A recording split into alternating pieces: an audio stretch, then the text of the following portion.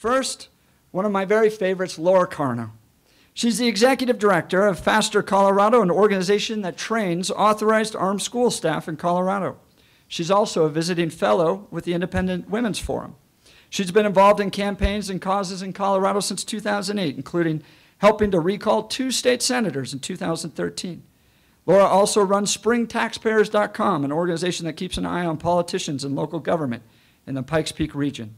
She appears regularly in Colorado and national media and blogs. She is the author of the book, Government Ruins Nearly Everything, Reclaiming Social Issues from Uncivil Servants. Welcome, Laura. Thank you. The topics that we're talking about tonight are topics that when we see school boards talk about school safety, sometimes they don't include this type of conversation. So thank you very much for doing this. So the first thing I'm going to tell you is that when it comes to school safety, we're for all of the above. So you're going to hear a lot of techniques, a lot of things that need to be done. All of the above. Whatever it takes to secure our children, all of the above. So what I'm going to talk about is the policy of armed school staff. And if you had told me a few years ago I'd be an expert in this, I would have told you were crazy, but here I am. A lot of folks don't know that it has been legal in Colorado for the past 16 years for school boards to designate people in their schools to be armed. So 16 years in Colorado, that has been law. And so what do we mean when we say people being armed? That because this is different than school resource officers or other private security. So this would be teachers, janitors, coaches, school nurses, lunch ladies, bus drivers, anybody who is an employee of the school. So after Sandy Hook, a group in Ohio got together and said, and Ohio has very similar laws to what we have, and they said, we need to do something. These teachers are sitting ducks, and they are using their bodies to shield children from bullets. They have to have a fighting chance. So in Ohio, they put together, in just the days after Sandy Hook, a curriculum called Faster Training. Stands for something, you don't need to remember it. I like the idea that it's called Faster Training because the faster we stop the killer and the faster we stop the bleeding, the fewer people die. So in Ohio, they have trained over 2,000 school staff since the days after Sandy Hook. So we brought that same curriculum here to Colorado, and we're in our 3rd training year. We thought we were done in the summer, but we had additional demand like we had last year. So we have a Thanksgiving weekend class, so they don't get to go Black Friday shopping. They're coming to class. You probably don't hear a lot about it in the news. There are stories here and there, but these policies are enacted fairly quietly, depending on the school district. And school districts can do this differently. Some school districts go into executive session and pass the policy and decide who the people are going to be. They all have a big process to vet who can be an armed staff member. Some have a very big public process. There was a school district down south that asked me to come speak at one of their big open to the public meetings. It was a smaller community. I think every single person was there at this meeting to really have a robust public process. So you might hear about it in the news, you might not hear about it in the news, but I'm here to tell you that the conversations are very robust out there about armed school staff. And why is this? So let's think about what happened in Parkland. Coach Aaron Feast used his body to save children. And you ask yourself the question from a couple of different standpoints. Number one, when people say teachers or coaches or whomever don't have the mindset to carry a firearm on campus, I say they are already saving children. They're just doing it with their body, because that's all they have. So they do have the right mindset, selected people, obviously. The other thing is people like Coach Aaron Feast or the counselor in Sandy Hook, don't they have a right to defend themselves? And Jeff mentioned gun-free zones, and schools are federal gun-free zones. And so these folks, many of them have been concealed carry holders for many, many years, if not decades, and they're disarmed when they go to the most vulnerable place that they are all day, a school. So do they not have that same right of self-defense that the rest of us have?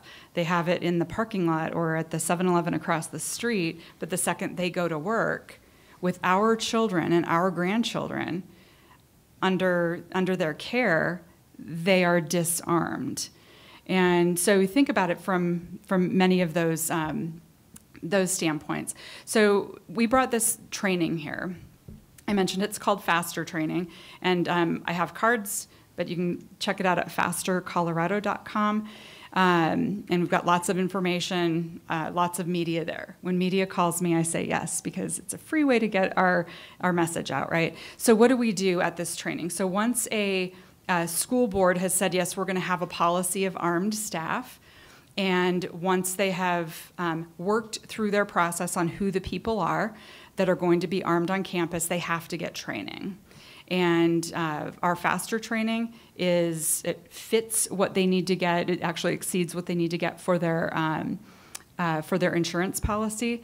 And what's a little bit special about what we do at FASTER is we know, number one, that most schools that are early adopters of this program, they're small rural schools. And these aren't schools for whom a school resource officer is even a financial option.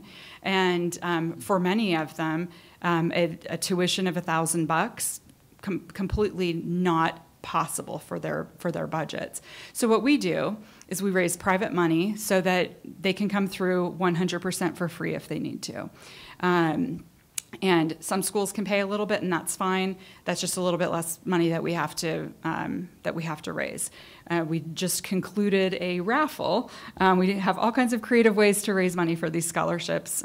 Just awarded a really cool Sig Sauer gun package to the winner out in Elbert County. So this class, it's the curriculum is very similar to what you would law enforcement teaches their SWAT teams on how to stop active killers. How do we know it's the same curriculum? Because the guys who teach it teach SWAT guys, and they're active duty law enforcement. The test that the school staff have to pass when they complete FASTER training exceeds the post qualification in handgun proficiency. Post is a law enforcement, see a lot of heads nodding, many of you know what POST is.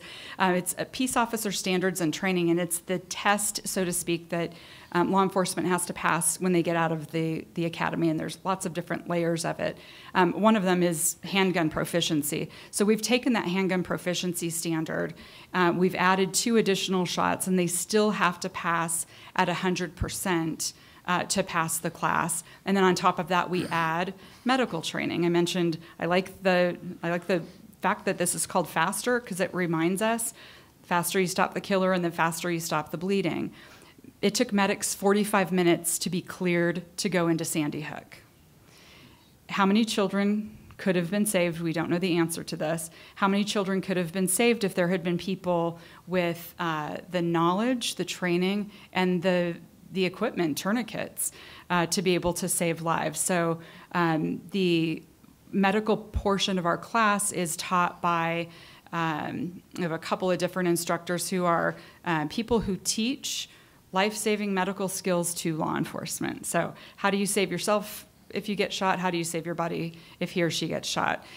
So that's what we do in a very short amount of time, very concentrated class. There's, I won't name the person or point to him or her in the class or in the room who's been to our class, but it is mentally, 2 people, mentally and physically exhausting at the end of this 3-day class. So excited to be here talking about school safety. When I mentioned all of the above, what I'm talking about armed school staff, God help us if we get there.